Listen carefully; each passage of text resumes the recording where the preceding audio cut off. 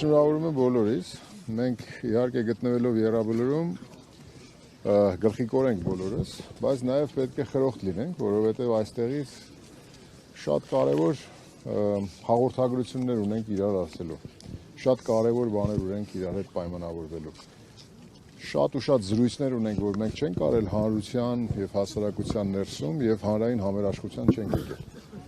Հետևաբար մենք այստեղ եկել ենք այսօր և շնորհավորելու միմյանց և հիշելու առաջի Արցախյան պատերազմի մեր եղբայրների և 44-օրյա Արցախյան երկրորդ պատերազմի մեր որդիների մոտ ենք այցելել և նաև իրենց ենք ուզում շնորհավորենք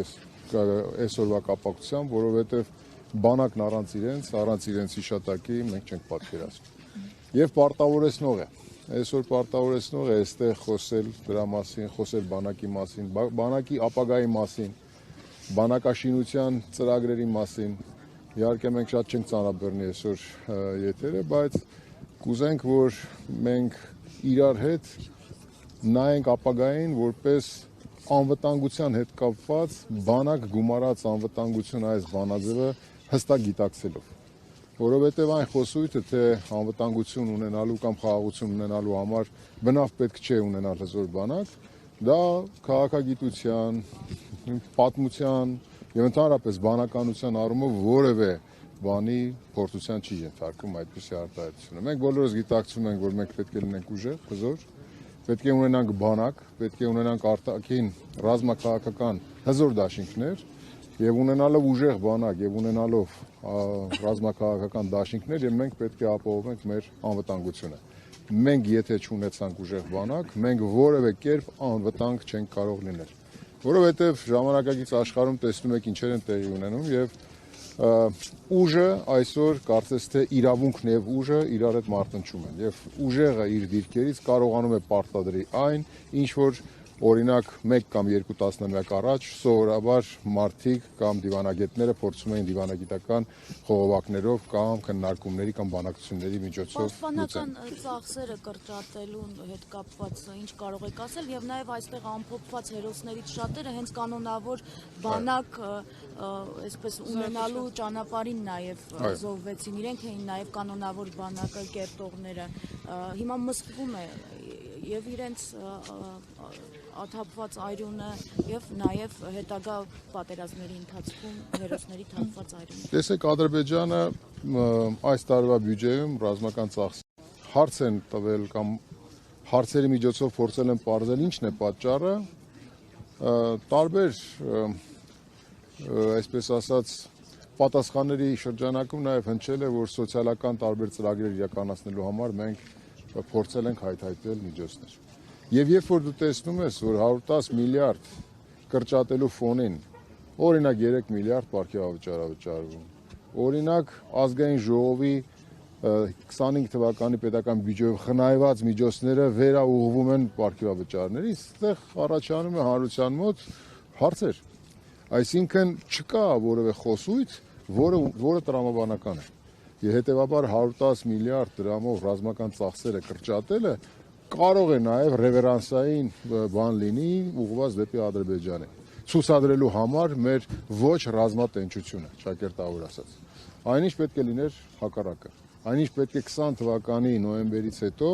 հստակ կերպով վերանայվեր 21 թվականի պետական բյուջեն, առաջնահերթությունները։ Եվ եթե դուք տեսնեք 21 թվականի պետական բյուջեն, 20 թվականի պետական բյուջեով իր տրամաբանությամբ և ծախսային ուղղություններով, դրանից 22-ը, 23, 24-ը կա որոշակի աճ չէ ցուցանիշների, բայց տրամաբանական առումով դրա վերաձևակերպում չկա։ Չկա այդպիսի վերաձևակերպում, որով որ հանրությունը կտեսներ, որ պատերազմից դասեր կա քաղած և պատերազմի արդյունքում կրած վնասները, այդ թվում ռազմաարդյունաբերական, պաշտպանական, դրանք վերականգնելու հստակ մտադրություն կա։ Բայց Նիկոլ Փաշինյանի ներողություն եմ խնդրում, այսօրվա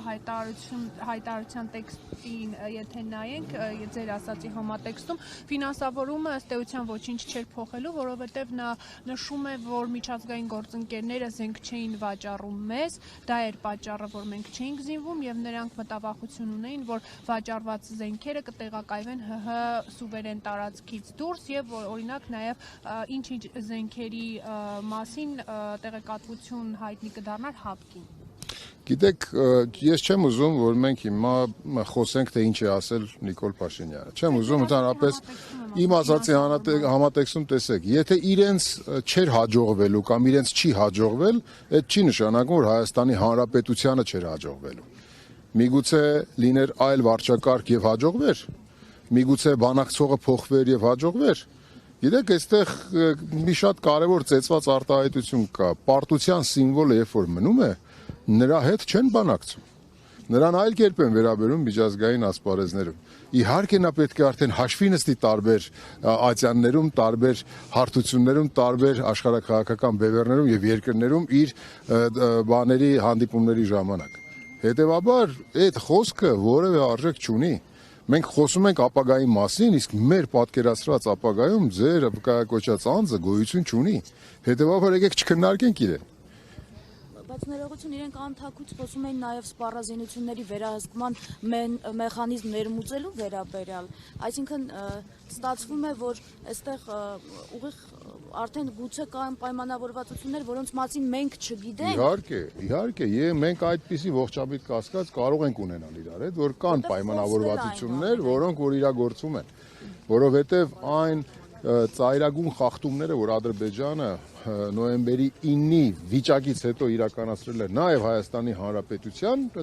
տարածքի նկատմամբ, չէ՞։ Ես կարծում եմ, որ եթե չլիներ պայմանավորվածություններ, առնվազն բանավոր, ապա միջազգային հանրությունը կամ այստեղից կամ որևէ ձևով կլիներ արժանի, այսպես ասած, հակահարված։ Սև լճի տարածքում մեր զինվորներին ստուգելը։ Այո, դրանք, գիտեք, պայմանավորվածությունների շրջանակներում են, որովհետև այլ կերպ մարդկային տրամաբանությունը չի կարողանում դրանց պատասխաններ փնտրել։ Դուք ճիշտ եք։